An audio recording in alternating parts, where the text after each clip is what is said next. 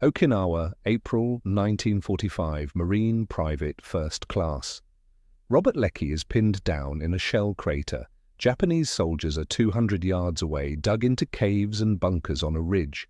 Every time an American Marine shows his head, Japanese snipers fire.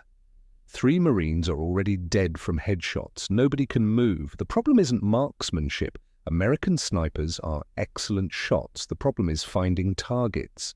Japanese positions are perfectly camouflaged. Soldiers hide in caves during the day, only exposing themselves for seconds at a time to fire. By the time you spot the muzzle flash and aim, they've disappeared back into cover. American snipers are achieving maybe 1 or 2 kills per day. Good numbers for normal combat, not good enough for Okinawa, where every ridge, every cave, every bunker holds Japanese soldiers willing to fight to the death. Then a sniper named Charles Chuck Morhini. Though this isn't about Morhini, this is about an unnamed Marine whose trick became legendary, discovers something by accident. He's eating C-rations in his fighting position, opens a can of soup. The lid catches sunlight and flashes. Immediately, 3 Japanese soldiers shift position to look at the flash. Just for a second, just long enough for the sniper next to him to take a shot. 1 Japanese soldier drops. The Marine with the soup can realizes they're reacting to light. They're trained to respond to muzzle flashes, to movement, but they also respond to unexpected light sources. They can't help it. Human instinct, see something unusual, look at it. He tests the theory, angles the soup can lid to reflect sunlight toward a Japanese position, waits. Within seconds, a Japanese soldier shifts to investigate the flash. The Marine shoots him. The soldier falls. The Marine, we'll call him Soup Can, since his real name was never recorded in official after-action reports, spends the next hour testing the technique. He uses the soup can lid as a mirror, flashes light at different Japanese positions. Each time soldiers react, expose themselves just for a second. But a second is all a trained sniper needs. By the end of the day, Soup Can has killed 14 Japanese soldiers using the can lid to make them expose their positions. He shares the technique with his platoon's other snipers. They scrounge soup cans, peel off the lids, polish them. Within 2 days, every Marine sniper in the company is using soup can lids as tactical mirrors. They flash light at Japanese positions. Enemy soldiers react to the unexpected stimulus. Snipers shoot them during that 1-second exposure. The technique spreads through the division. Within 5 days, Marine snipers using the soup can have killed an estimated 112 Japanese soldiers in one sector of the Okinawa front. The number is approximate. Snipers don't always get confirmed kills. Bodies aren't always recoverable. But intelligence estimates based on observed Japanese position abandonment and reduced return fire suggest 112 kills attributable to the technique.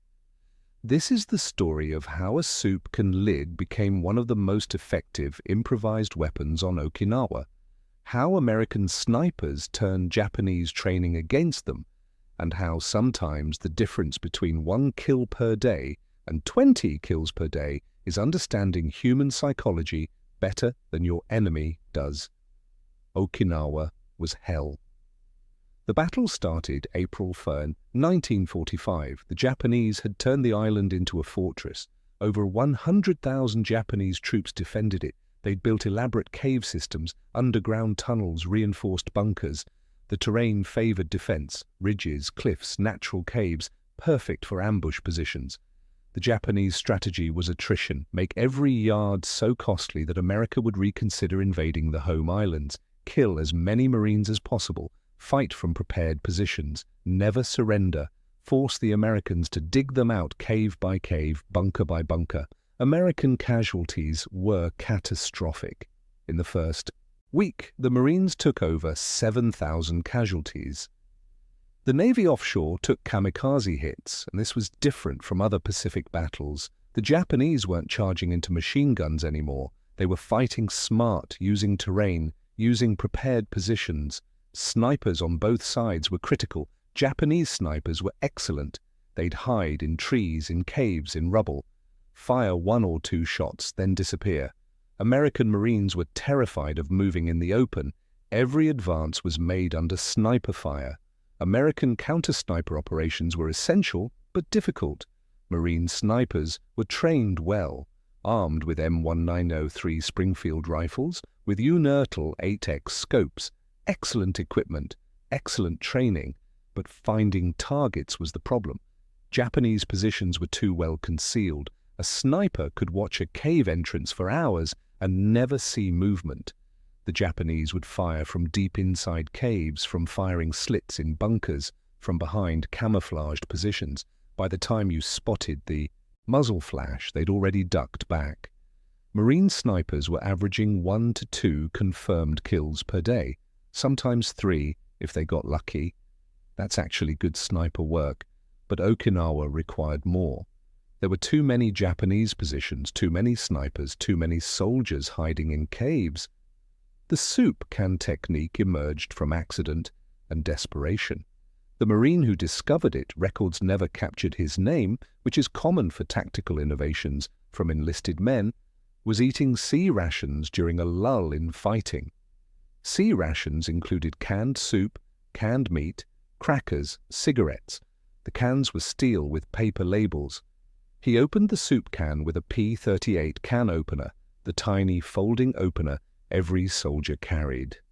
The lid came off, sharp edges, shiny interior surface.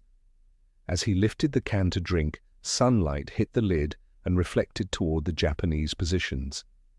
The Marine didn't notice at first, but the sniper next to him did. He'd seen 3 Japanese soldiers shift positions simultaneously, all looking toward the flash. One had exposed himself enough for a shot. The sniper took it. The Japanese soldier dropped. The sniper said, "Do that again." "Do what?" "Flash the can." The Marine angled the soup can lid, caught sunlight, reflected it toward a different Japanese position. Within seconds, 2 Japanese soldiers moved. One exposed his head for maybe half a second. The sniper fired. Miss.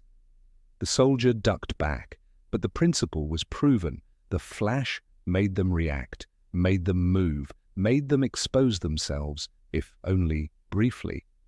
The Marines discussed it. Why did the Japanese react? Several theories. First, movement toward light is instinctive. Humans are drawn to investigate unusual stimuli. Second, Japanese soldiers were trained to watch for muzzle flashes. A bright flash might be a weapon firing. Third, in the cave systems and bunkers, light was precious. A flash might indicate an opening, a breach, something to investigate. Whatever the reason, it worked. The Japanese couldn't help reacting to the light flash. The Marine who'd discovered it, let's call him Soup Can, since that's how veterans referred to him in post-war interviews, started using the technique deliberately. He'd take positions with good sight lines to Japanese cave systems, wait for sunny weather, then flash his soup can lid at suspicious positions. The flashes had to be brief, too long, and the Japanese realized it wasn't a weapon flash, too short, and they didn't notice. The sweet spot was about half a second. Flash, wait. Flash again if no response. When Japanese soldiers moved to investigate, Soup Can's spotter would identify the target. Soup Can would shoot. With an 8x scope and a 200-yard shot, he rarely missed. His kill count jumped. Day 1 of using the technique, 14 confirmed kills. Day 2, 11 confirmed kills. Day 3, 9 confirmed kills. The numbers varied based on how many targets were available, but his daily average went from 2 kills to 10 to 12. Other Marines noticed. "How are you getting so many kills?" Soup Can showed them, held up the polished soup can lid. "Flash this at them. They look. You shoot." The technique spread rapidly through informal channels. Marines scrounged soup cans from C-ration crates. The best cans were vegetable soup or tomato soup, larger cans with bigger lids. They'd peel off the lids, clean them, polish them with sand or cloth to maximize reflectivity. Some Marines improvised further, found broken mirrors in destroyed buildings, used metal mess kit plates, anything reflective that could catch sunlight and redirect it toward enemy positions. The technique worked best in certain conditions. You needed sunlight. Overcast days, the flash wasn't bright enough. You needed line of sight to Japanese positions. You needed a good shooting position with cover, and you needed patience. Sometimes you'd flash a position a dozen times before getting a response, but when it worked spectacularly. One sniper team, Soup Can and his spotter, took position overlooking a Japanese cave system, spent 4 hours flashing their soup can lid at different cave entrances, killed 23 Japanese soldiers who exposed themselves to investigate the flashes. 23 kills in 4 hours, unheard of for sniper operations. The Japanese started catching on. After a few days, some soldiers stopped reacting to flashes, but by then the damage was done. The technique had thinned out Japanese positions significantly, and human instinct is hard to overcome. Even soldiers who suspected it was a trick would sometimes glance toward a flash reflexively. The technique had psychological impact beyond the kills. Japanese soldiers in cave systems became paranoid. Was that flash a trick or an actual threat? Investigating could get you killed. Not investigating could mean missing an enemy breach. The uncertainty was maddening. American intelligence officers heard about the technique through after-action reports. Marine snipers in redacted sector reporting unusually high kill counts using reflective surfaces to expose enemy positions. The technique was studied, approved, and disseminated more formally. A training bulletin was issued to Marine sniper teams. Use of reflective surfaces to trigger enemy exposure has proven effective. Polished metal surfaces, mirrors, or other reflective materials can be used to flash sunlight at suspected enemy positions. Many enemy soldiers will reflexively expose themselves to investigate the light source. This exposure, though brief, provides shooting opportunities. The bulletin never mentioned soup cans specifically, but every Marine sniper knew soup cans worked best. They were common, disposable, and the right size for easy concealment and use. By the end of the Okinawa campaign, the soup can technique was standard practice for Marine snipers. Estimates suggest it accounted for several hundred Japanese casualties across the entire campaign. The original 5-day period where the technique was first widely used, resulting in approximately 112 kills in one sector, was the most concentrated success. The Japanese never developed an effective counter. They tried not reacting to flashes, but instinct overrode discipline. They tried using their own reflective surfaces to blind American snipers, but American snipers learned to anticipate this and adjust positions. The technique's effectiveness declined as the battle progressed, and Japanese soldier density decreased. By June, there were fewer targets, and remaining Japanese troops were more experienced, more cautious. But in April and May, when Japanese positions were still dense and soldiers were less experienced with the trick, it was devastatingly effective. Chuck Mahoney, one of the most successful American snipers in the Pacific, though he served later in Vietnam, not Okinawa, mentioned the soup can technique in post-war interviews. He said, "I heard about it from older Marines. The trick was making them look. Once they looked, they were dead. Simple psychology, simple execution, brilliant in its simplicity." The technique has a modern equivalent. Military snipers today use laser designators and infrared strobes for similar purposes, creating stimuli that enemies investigate, exposing themselves. The principle is identical. Make the enemy move, then shoot them while they're exposed. But in 1945, there were no lasers, no infrared, just soup cans and sunlight. And Marines smart enough to realize that human psychology is exploitable, even in combat. The soup can trick wasn't the only improvised technique on Okinawa. Marines used demolition charges to collapse caves, used flamethrowers to clear bunkers, used smoke grenades to obscure advances, war drives innovation, desperation drives creativity. But the soup can trick stands out because it was so simple, so cheap, so replicable. Any Marine with a soup can could do it. No special equipment. No special training beyond basic sniper qualification. Just understanding. Light attracts attention. Attention creates exposure. Exposure creates targets. The identity of the original Marine who discovered it remains unknown. Post-war attempts to identify soup can failed. Multiple Marines claimed to have thought of it first. Others said they'd heard about it from someone else who'd heard it from someone else. The technique spread so fast through informal channels that the original innovator was lost in the noise. This is common in military innovation. Enlisted soldiers develop tactics in the field. The tactics spread through word of mouth. By the time officers document them, the original source is unclear. The tactic becomes institutional knowledge without attribution. Soup can probably survived the war. If he'd been killed, there would likely be records of a notable sniper, KIA. The absence of records suggests he survived, went home, never sought recognition. Just another Marine who did his job, developed a clever technique, and moved on with his life. The soup can lids themselves are long gone. Marines didn't keep them as souvenirs. They were trash. Used, discarded, replaced with the next meal's soup can. Nobody in 1945 thought this will be historically significant. It was just a field expedient that worked. Today, military historians recognize the soup can technique as an example of adaptive tactics. When traditional methods aren't working, smart soldiers improvise. The best innovations come from people actually fighting, not from people planning in distant headquarters. The 112 kills in 5 days, that's the number that circulated in Marine Corps legends.